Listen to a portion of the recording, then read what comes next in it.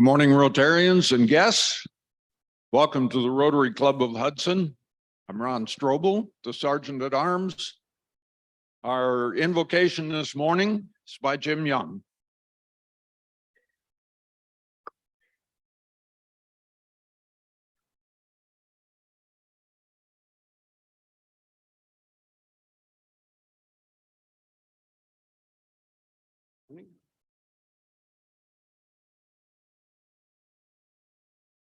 Good morning, Rotarians. Welcome to Rotary this crispy morning. Let us pray. Heavenly Father, we ask that you guide and direct our club, its leaders, and our actions. Grant that each of us may feel a responsibility to Rotary and our community. Bless our fellowship today. Guide us through the day ahead. Amen. Thank you, Jim. And now to lead us in the pledge and four-way test, Chris Barker.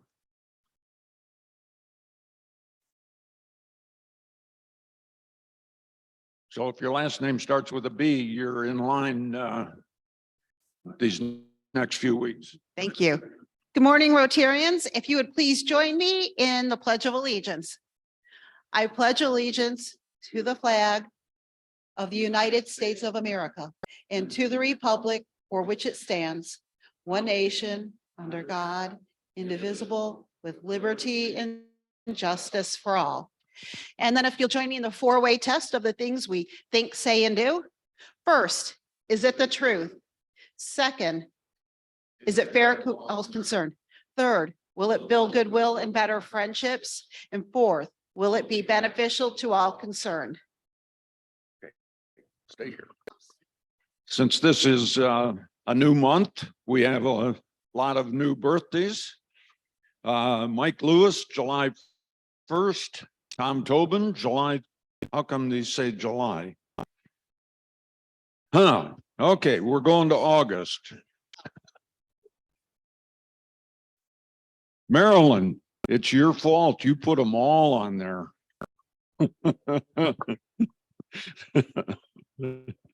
Okay, August birthdays. Keith Beers, August 2nd. James Young, August 24th. Mimi Becker, August 24th. Bill McClure, August 26th. And Catherine Sines, August 27th. So. All right, it's time to sing happy birthday to all the August babies. Happy birthday to you. Happy birthday to you. Happy birthday, Rotarians. Happy birthday to you. There we go. Thank you, Chris. And we also have, you can be seated, our anniversaries. Elizabeth Ramsey, July 1st, 2006, 18 years. Lynn Zupp, July 8th. Those are Julys again. Marilyn, you're going to have to teach, you have to teach me to read. August, Elizabeth Kowalik, August 1st, 2015, 8 years. Joe Avella, August 8th, 2007, 16 years. George Snyder, August 16th, 2006, 17 years. Allison Feaster, August 24th, 2009, 14 years. And Doug McDowell, August 24th, 2016, 7 years. So thank you, Rotarians. And now our president, Terry Bortnick. Good morning, everybody. This morning, we are going to have Pat come up and talk for a minute about the beer garden, which we hope everyone can volunteer a little bit of time to assist with. It's a good money maker for us, so why not?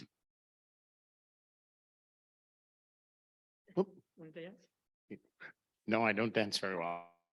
So good morning, everybody. Just a couple of we have congratulations to everybody. We have filled up our Friday crew for the beer garden. We need help Saturday, especially the latter part of Saturday. So if you're more of a night owl than you are an early morning bird, I need your help on Saturday evening for the last two sessions. So help there. And then at the bottom of the sheet, several of you volunteered that you had large chest coolers that you would be willing to loan us for the weekend. If you could just put your names on there so I know who has those coolers. And then if you're bringing any equipment, we need you to bring the equipment or make arrangements with me for me to pick it up so that the equipment gets there between 1 and 2 o'clock on Thursday afternoon. You're certainly able to drop it off, but if you can't drop it off between 1 and 2 o'clock on that Thursday afternoon, please let me know so that I make arrangements to come get it from you so that we have everything we need to get started about 2 o'clock in the afternoon on Thursday. Does anybody have any questions regarding beer garden? August 11th and 12th.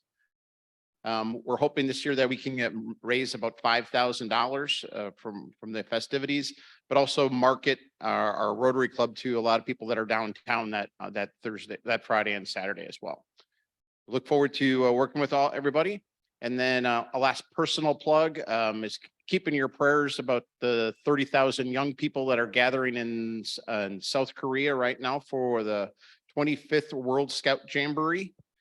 We have 5 scouts from the Great Trail Council that are in South Korea right now.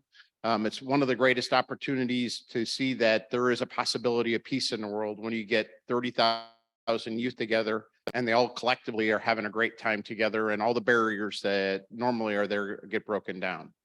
So there is a chance. We'll do that. Okay, and may I remind everyone about the buckets for the schools? That's our project for the summer, basically. Marilyn, do we know how many we have yet so far? Oh, okay. All right, we'll try to get some of that information for next week, just for an FYI. We do need everyone to keep that in mind, that we're trying to get 250 in total for the schools by the beginning of the year was the goal. I don't know if we're going to reach that, but ASAP. Jay is going to come up and talk to us a minute about the dedication for the Cub Scout cabin, which is finished. Just about. Thank you. Good morning. Have you seen the cabin? It's looking fantastic. They even polished the Boy Scout plaque on the chimney yesterday. So I just want to take a minute. First of all, did you all get an invitation via the mail? Because if you didn't, I have some extras here. And we sure hope you turn out. As you might have read in the Hudson Life article, there were 500 people that turned out in 1931 in the rain. So we would like to top that. Well, and if it does rain, you ought to see the inside of that cabin. It is absolutely beautiful and it's huge now that they've cleared it out. So we can move inside depending on the size of the group. But I just wanted to give you a little idea of the agenda for the day of dedication. It is 10 o'clock on Saturday the 19th, and we will have an introduction by Andy Morris, our exalted chairman. There he is. And he will recognize some of the dignitaries and set the tone.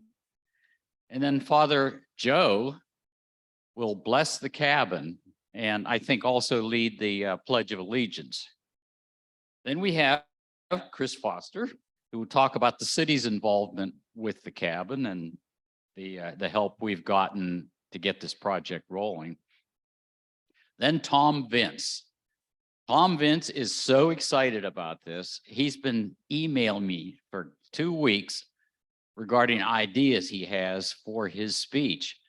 And he thinks maybe he doesn't have enough time because I'm trying to hold everybody to 5 to 8 minutes. So I said, I'll tell you what, I'll get Father Boysel to donate a few minutes of his time. He said, well, okay. So I know he's doing some research, so it should be pretty good. Then we'll have Brian Craven of Troop 321 talking about the meaning of the cabin to scouting. And then Mayor Jeff will talk about the role of the cabin in the Hudson community. And then we will allow people to walk through the cabin, front door to back door. That should all take about an hour. We have a handout that's being prepared now that will have all this information and also a little pitch for joining Rotary on the back. So please come down, help us with a celebration, and let's see if we can top 500. Thank you. Thank you, Jay. And I hope everyone saw the cover of Hudson Life that you should have received this week. It was a beautiful article about the cabin and Rotary and everything. It was really well done. Okay, Jim is going to introduce our speaker for today. Thanks, Terry. Good morning. This is a new month, so it's a new category of speakers for the month of August. Today is a representative from Big Brothers and Big Sisters of Summit Medina. Next week is Greenleaf Family Center. Week after that will be Akron Food Bank and talk about some of the issues and challenges and growth that they're experiencing. And the last week will be Tom Sheridan from the city, talking about some services you're aware of, and sometimes you look through the website and hear of services you didn't even know existed in the town of Hudson. So that's this month of August. But today is special because Big Brothers and Big Sisters is here. And I've always had a high degree of respect for what they do, but I didn't know enough about it. So I know more as of now, and I'll know more within the next hour. Kyle Patinsky has been the executive director of Big Brothers and Big Sisters of Summit, Medina, and Stark County since 2020. I think you just celebrated your 50th year in 2022, so that's pretty impressive. In his position, Kyle leads a team of youth development specialists serving over 120 children who are matched with an adult volunteer in the community and site-based programs for children ages 6 to 18. Kyle is focused on helping the organization meet its strategic initiatives of increasing brand awareness, service delivery, and quality of its core programs, maintains financial sustainability and board development. Kyle's passion for mentoring and working with youth, coupled with his diverse work and community impact work, will bode well for the agency. He's previously worked with several other nonprofit organizations, including Educational Empowerment Group, United Way, and the Salvation Army. He holds a BA in Education and History from the University of Akron. So let's give a warm Rotary welcome to Kyle Patinsky.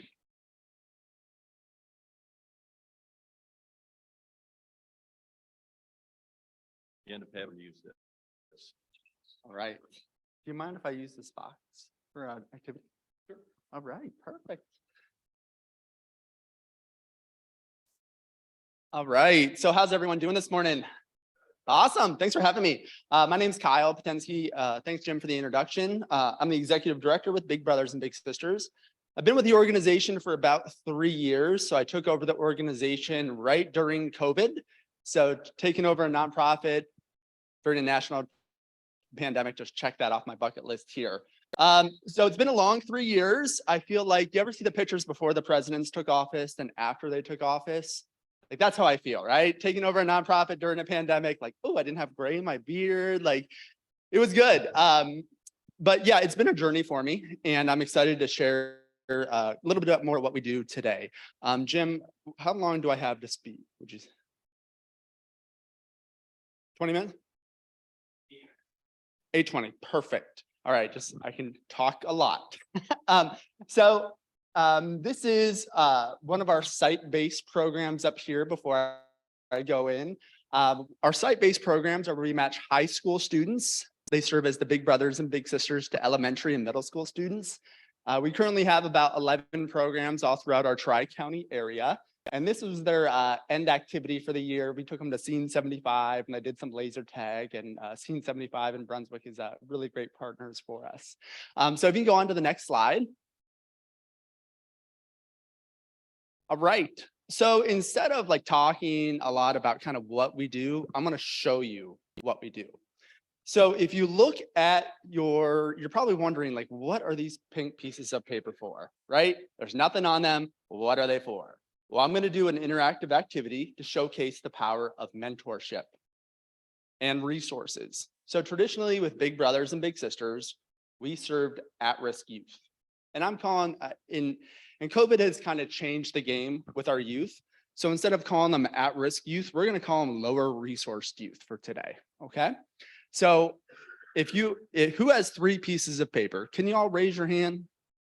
Look to see if y'all have 3 pieces of paper. Okay. So first row over here and y'all in the second row. All right. So y'all have 3 pieces of paper. Who has 2 pieces of paper? All right. Y'all in the second row. Okay. You get some gears turning. You're thinking, what are we going to do? Who has 1 piece of paper? All right. That's the rest of the rows. So we're going to play a game today. All right. So I need you to do your best LeBron James or Steph Curry. If you're one of those people who like Steph Curry, it's okay. But we're going to take those pieces of paper and thank you and this box, usually I use a trash can, but this box is going to represent success in how we define it in North American terms. So the game is simple. All you have to do is stay in your seat and throw the pieces of paper into this box. Okay? So hold on a second. I'm going to give you a little backstory here, so you kind of know what's going on. All right. So those y'all who have 3 pieces of paper, you were born into a more affluent community.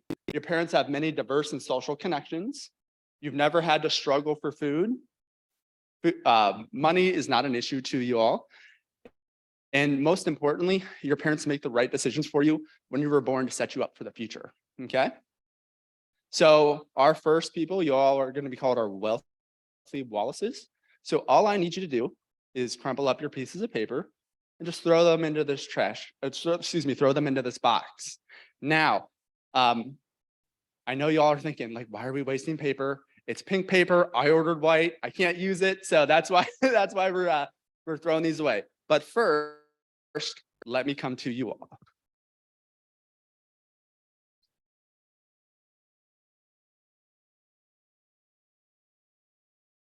All right, all 3. So y'all need any mimosas, anything? Y'all good? You good? Okay, make sure you get all 3 in. All 3. Just throw them right on in here. All right, we got it. Oh, let me come. You all okay? You need anything? You good? All right, we got it. We got it. We made more waste. All right, we good. Here we are. Y'all good over here? You need anything? All right, make sure you get all 3 in. Yep, all 3 of them in. All right. All right. So, second row, you all are middle class Mikes. You were born into a more of a middle class background. Your mom and dad both work because that's how things kind of have to be right now. You attend a lot of extracurriculars as a kid. You're going to graduate high school along with a lot of other kids in your community, and you kind of know what you're going to do after you graduate. So our middle class Mikes, let's just sprinkle up your piece of paper. Let's throw them in. You got to stay in your, well, I'm going to move closer because we got to get some in here. Yeah. All right. You got to throw both of them in. All right. Yep, you're throwing it in. All right. We got to get some in here. Downturn in the economy. All right. All right. Use the backboard. Oh, okay. So most of us got it in. Maybe we had a little recession, depression. All right. We had some issues here. All right. Third row and back. You were born into generational poverty. All right. Generational poverty is the difference between that and maybe situational poverty is behaviors normalized. And it's kind of the family business is passed down from generation to generation. Right. So you live in a rough neighborhood where the schools are underfunded. You don't get a lot of outside activity. And you struggle for food. So your family's on food assistance. Food assistance only lasts maybe a week or two for you right now because of inflation. And you're struggling where your next meal is coming from. So you enter kindergarten, step behind your peers. You're not reading on a third grade level, and you have a lot of barriers. So all I need for y'all to do in the last rows is just crinkle up your pieces of paper and throw them into the basket.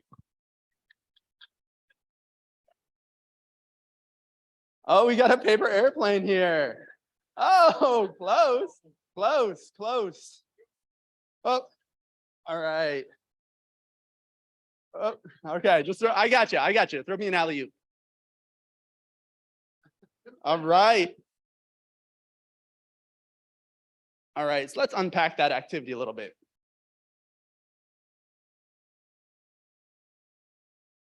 First row, what'd you all notice?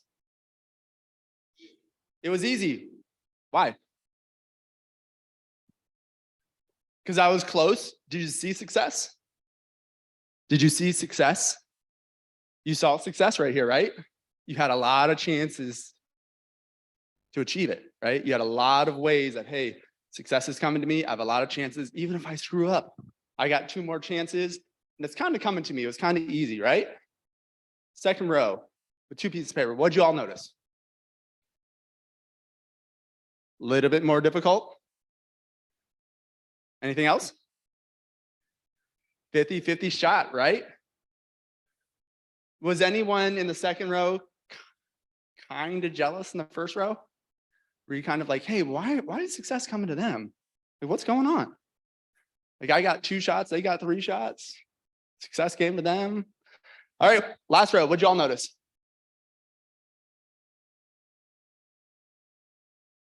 It was a challenge. What else? Pardon me? Did anyone else feel like kind of hopeless? Like, oh, hey, I got this 1 shot, but I can't even see success. Like, something's standing in the way.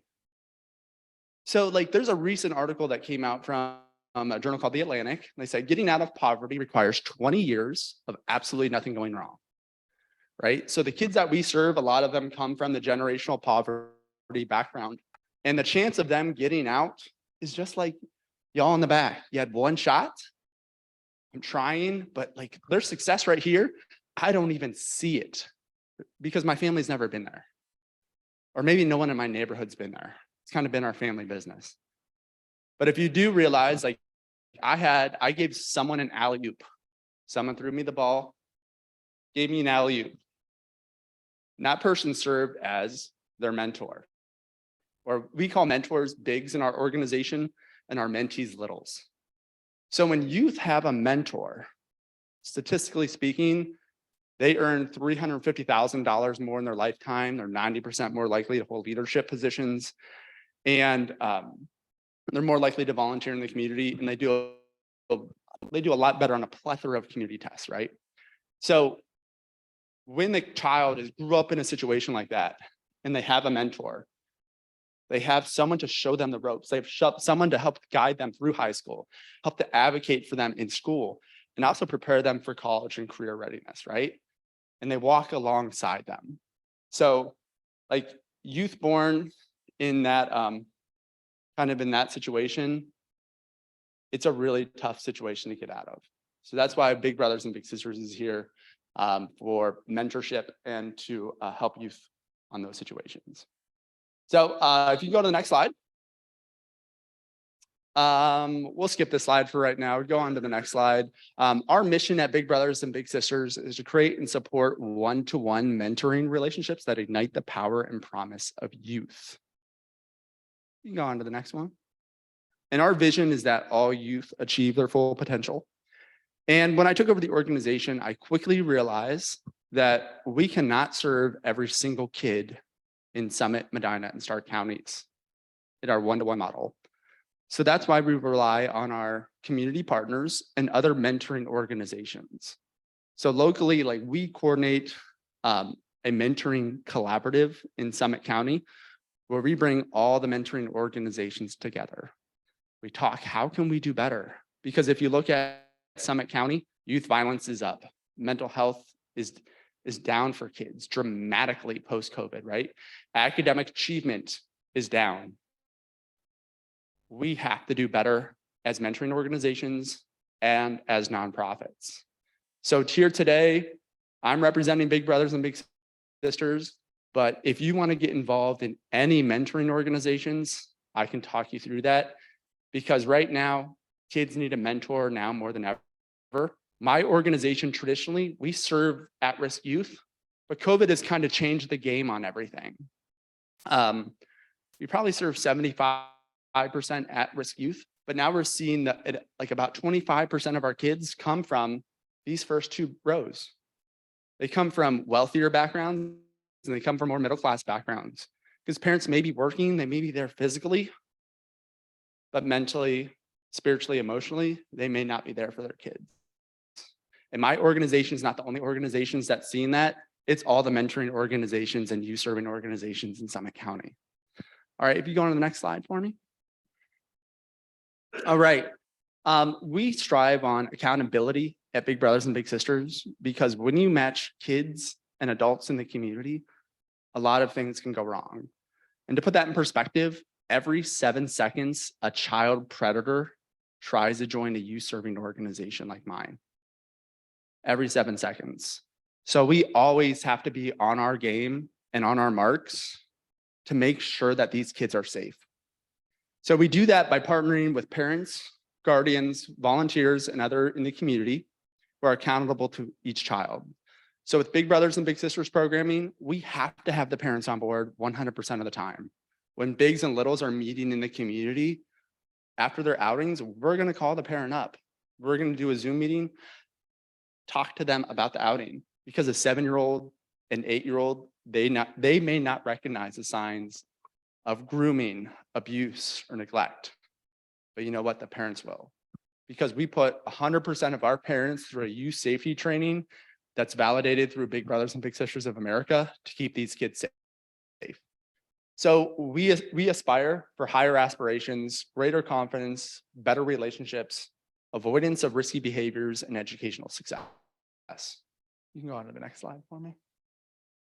So, like, why mentoring? Why now? Why Big Brothers and Big Sisters? So nationally speaking, only 1/3 of kids in America have access to a mentor. And a mentor is loosely defined as a non-judgmental, non-parental, caring adult. Could be a coach, could be a teacher, could be an aunt, could be an uncle. Only 1/3 of kids have that. Locally, at our Big Brothers and Big Sisters agency, 54 kids are waiting for a mentor. 42 of those 54 are male. So we need men in the community to show up and be a mentor for these kids. Why mentorship? Why now? There's a youth mental health crisis going on right now. When I recently attended an event where the speaker asked the youth, how many of you have considered suicide in the past 6 months? Handful of hands raised up. How many, then the speaker asked them, how many of your friends have considered suicide? People that you know, your friends. 50% of the hands go up. Then they asked them, how many people that you just know in your family, your network, or you know in general have considered suicide? 100% of the hands went up. And that's unheard of. You know, if you look at the 2000s, 2010s, those stats are unheard of. Youth violence, if you read the Akron Beacon Journal or Ohio.com or Canton Rep, you're gonna see youth violence pretty much every day. Our program at Big Brothers and Big Sisters is evidence-based against youth violence. I'm proud to say for 5 years, we have had 100% success rate of kids not getting involved in the juvenile justice system. But we had a study done nationally with our programs, and youth enrolled in our programs are 54% less likely to be involved in the juvenile justice system. Also, why mentorship? Academic achievement scores throughout Summit County are down. There was recently an article about the I Promise School. None of the kids passed the 8th grade math scores. Academic achievement scores are just down post-COVID in general. It's going to take years to get those back up. and the community has a part to play in that. And also some things that individuals may not think about mentorship is workforce development. So we hear employers talking all the time, I can't find qualified applicants. Well, if you look at the workforce pipeline as a continuum, we are the organizations, the mentoring organizations, we're working on the very tip of that pipeline. For kids coming in, we're setting them up for success, we're setting them up for college graduation, education, trades and things of that nature. And we're preparing the next workforce because our kids are more likely to graduate, more likely to go to college, more likely to achieve than any other program. All right, you can go on to the next slide. Why mentor? Why big brothers and big sisters? So these are just some impacts on education. I won't go through all of them for the sake of time. But we affect education in a variety of ways. So our little skips half as many days of school. They felt more competent during the schoolwork. They skip fewer classes. And young kids that have a mentor are 55% more likely to be enrolled in college. And go on to the next slide. Here's just some longitudinal data. They earn $315,000 more in their lifetime. They're significantly more likely to give to charitable causes, and they are more likely to achieve positive life skills categories and personal well-being. And then if you look at the return on investment study, the average social return on investment for every $1 spent for Big Brothers and Big Sisters programs is it puts $18 back in the community. For significantly disadvantaged participants, the ROI is $23 for every dollar invested. All right. And I already kind of alluded to this, but juvenile justice, mentoring programs in general, but ours, they're 46% less likely to start drugs, 27% likely to use alcohol, and 1/3 less likely to hit someone. And with our organization, we had the luck of being around for 50 years. So when I'm out wearing my Big Brothers and Big Sisters gear in the community, I get to meet a lot of bigs and littles. So just recently, I went to the Panera Bread in Fairlawn. I met with the manager there, and she says, I was a little sister when I was younger. I still meet with my big sister. The manager's in her 60s, her big sister's in her 80s. They're still connecting, they're still meeting to this day. So our program is like really longitudinal, it's long-term mentoring. All right, you can go on to the next slide. Here's just some of our general outcomes. But before we go into those, let's go into what we actually do. So we have some different types of programs. This picture was taken via COVID. These were some bigs and littles meeting at a gas station. They wanted to connect in person. They didn't know how to make it safe, but we knew very early on during COVID that kids needed that face-to-face interaction. So we were actually one of the first programs to start in-person programming with social distancing, masking, and things of that nature, just because we knew the devastating impacts COVID could have on kids. So we have a couple different programs that we utilize at Big Brothers and Big Sisters. So we have community-based mentoring. That is kind of what we're known for. That's where we take a youth ages 6 to 17, and we call them littles, and we match them with an adult ages 18 and over. And everyone asked me, like, how old do you have to be a big? Is there any cutoff date? I said, no. We take 18-year-olds all the way up. I think the most recent big we had was about 76 years old. And they form a mentoring relationship. On that community-based mentoring program, our average matches for that's 3.5 years. So once a kid gets into the program, they stay matched on average 3.5. That's down because of COVID. It used to be 5.5. I already talked about site-based mentoring. That's where we take our high school students and match them up with elementary and middle school students. We also have site-based facilitated mentoring. That's where we'll go to an after-school program, conduct mentoring with either adults or high school students. And we'll have some group mentoring in there. We also do Bigs in Blue, where law enforcement officers serve as bigs. And then we also do community trainings. All right, so how do you be a big? So I'll tell you right now, being a big with Big Brothers and Big Sisters is harder than being a teacher, because I was a teacher by trade, right? that was my bread and butter. I was a teacher. To be a teacher, I had to do a background check, do an interview. That was it, right?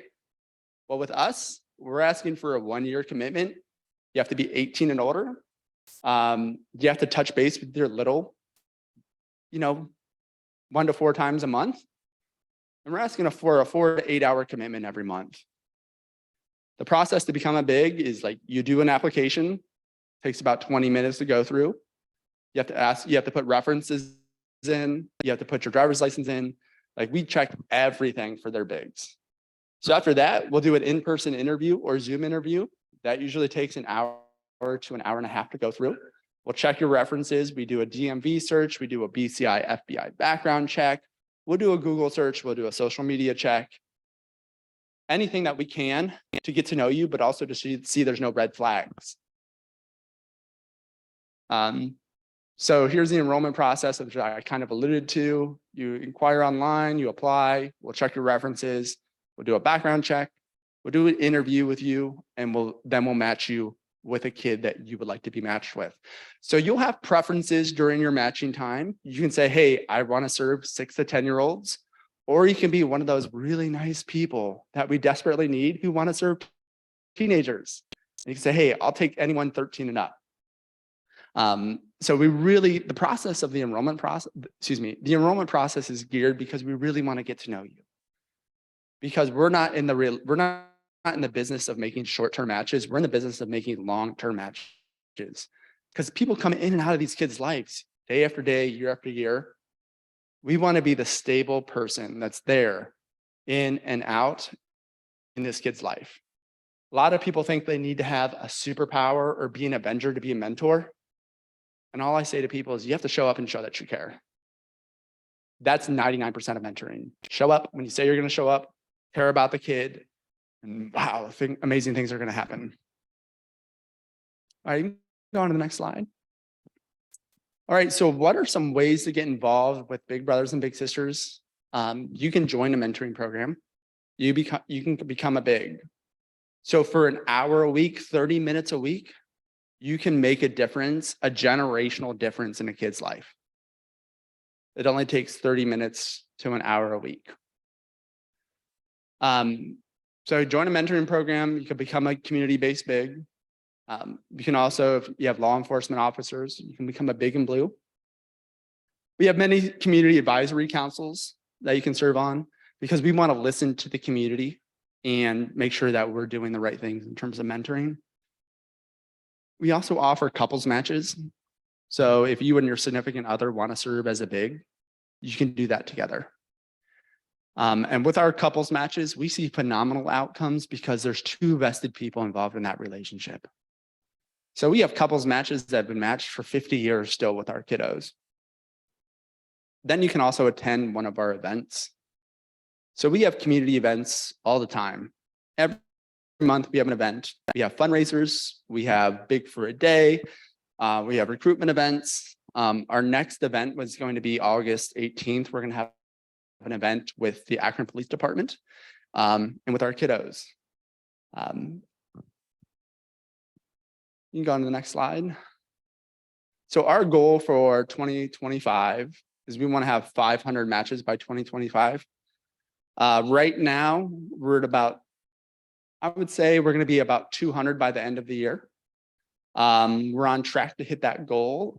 And that goal is really just, it's not about quantity of matches or matched kids. It's about quality.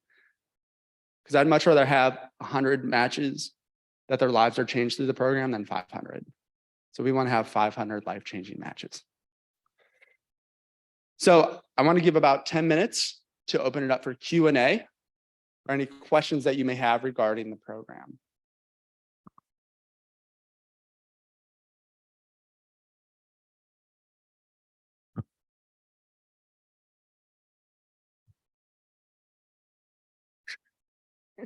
I think I broke it. I'm curious about a couple of things, one of which is in the introductory remarks, your focus on the future was college. Mm-hmm. I'm not sure I understand why that's the focus, because our society desperately needs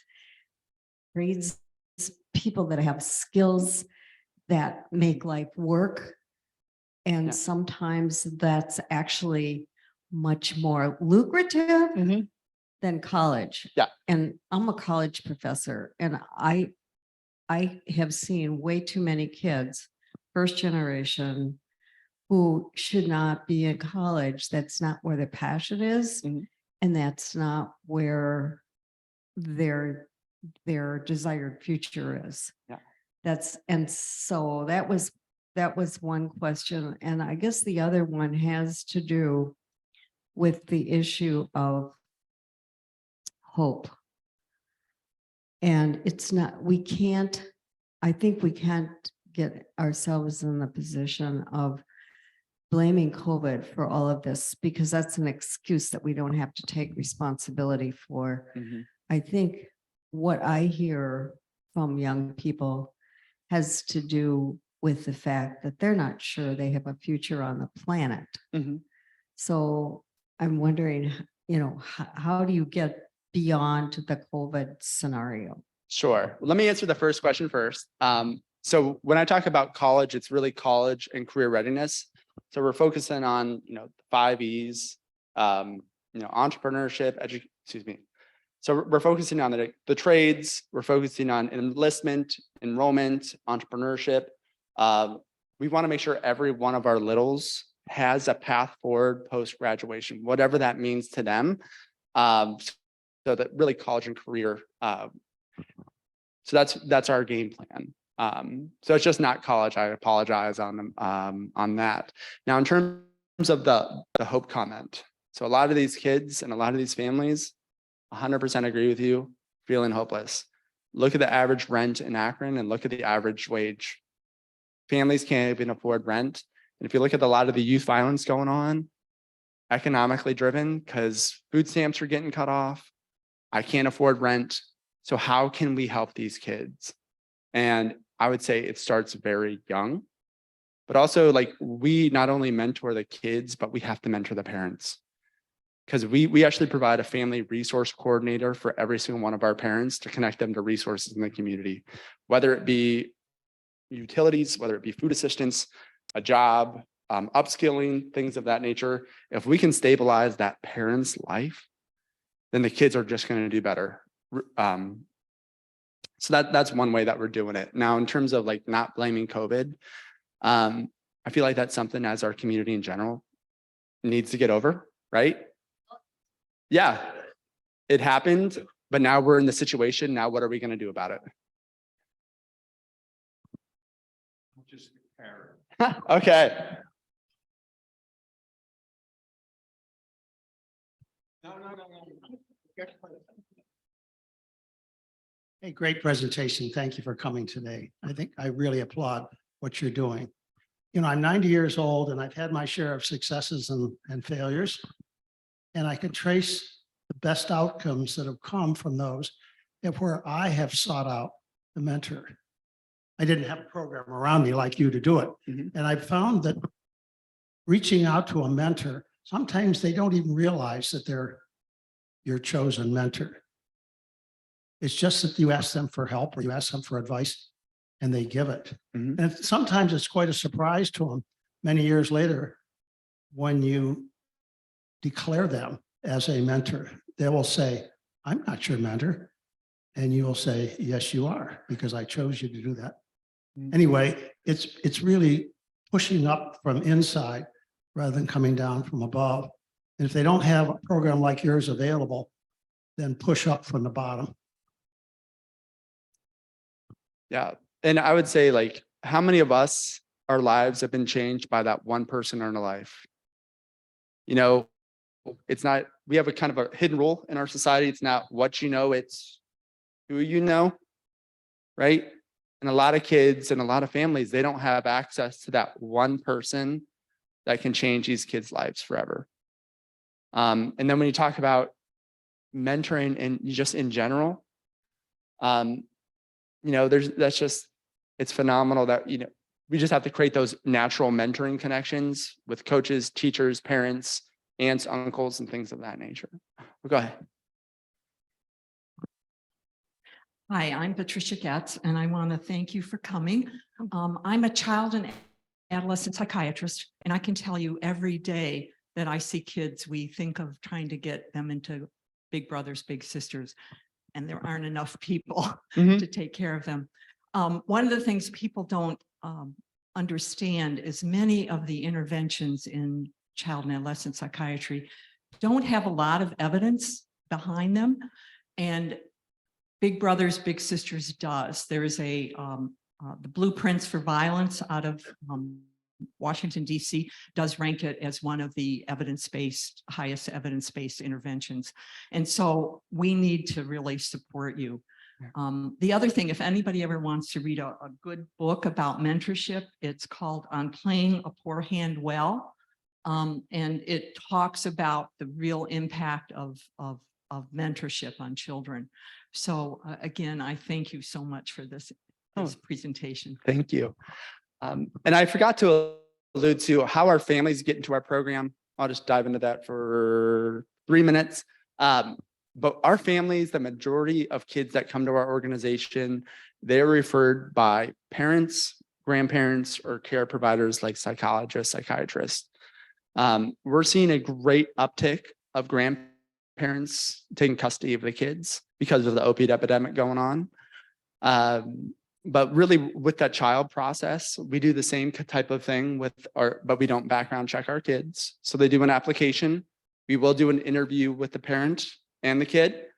And then we will, if they're receiving any counseling services, we'll ask for a counselor's report because we want to make sure our kids are safe to interact with our parent or with our bigs. And then the kids get to kind of choose what kind of mentor they want. And the parents and kids can be really specific, like, hey, I want a 22-year-old that likes this band, that plays these video games, and that loves NASCAR. I'm like, okay, the more specific you get, the harder it's going to be for us, but we'll take the challenge on. But currently right now, we have about, like I said, 54 kids that need a mentor in Summit County. We have about an average of 5 to 10 kids every day that apply to our program. I have a staff of 9. And it just takes time to go through the process.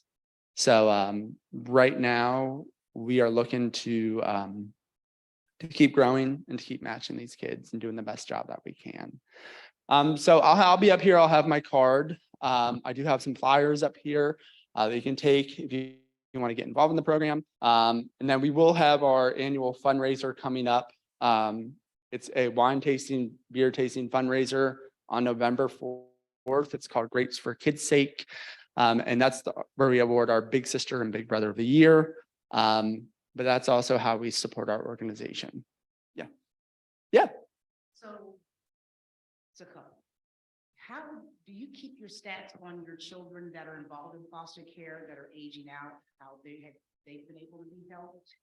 And have you thought about tapping into those markets for those kids that are in the game, those specific things with your corporate partners? Mhm. Lots of corporate partners to take them on to mentor them in a setting that they're comfortable with. Yes. So we have done the foster youth, but it really, the foster youth, if they're going from foster home to foster home and they're moving out of county, it makes things a little bit more complicated for us because we have to have that parent and guardian or whoever's in charge of the kids know about our program. And then we have to background check every single person in the house. So if it's more of a long-term fostering, we can absolutely do that. But more of the short-term fostering, it gets really dicey very quickly for us in terms of youth safety. But we can, now in terms of our corporate partners, we do ask our corporate partners to be involved in mentoring.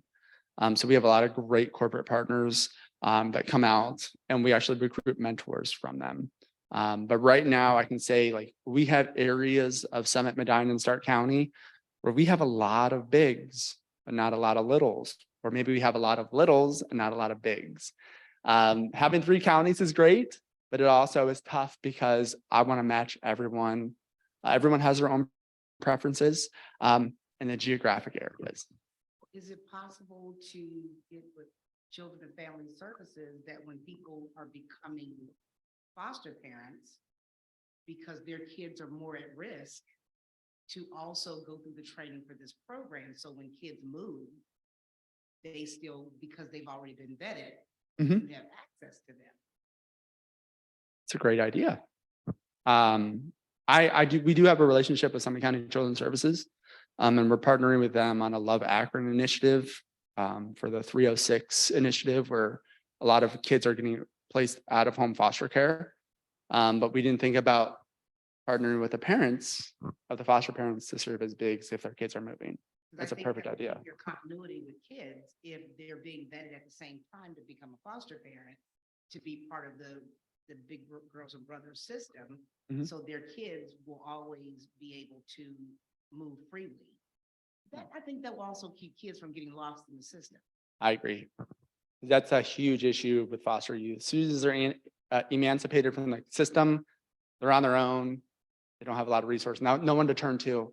So we can help curb that. That'd be amazing. I'll have my card. We'll connect. All right, 8:21. We're good? Okay.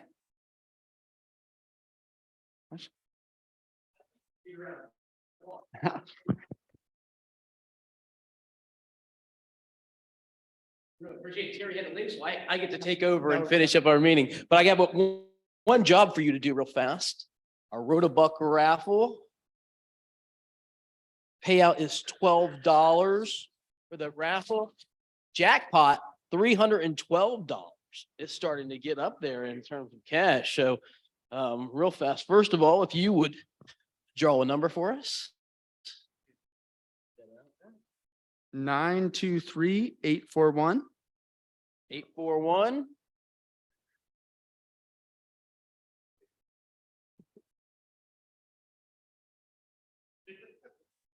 Oh, come on, going once. Tom, are you looking through those numbers? 841, it was you?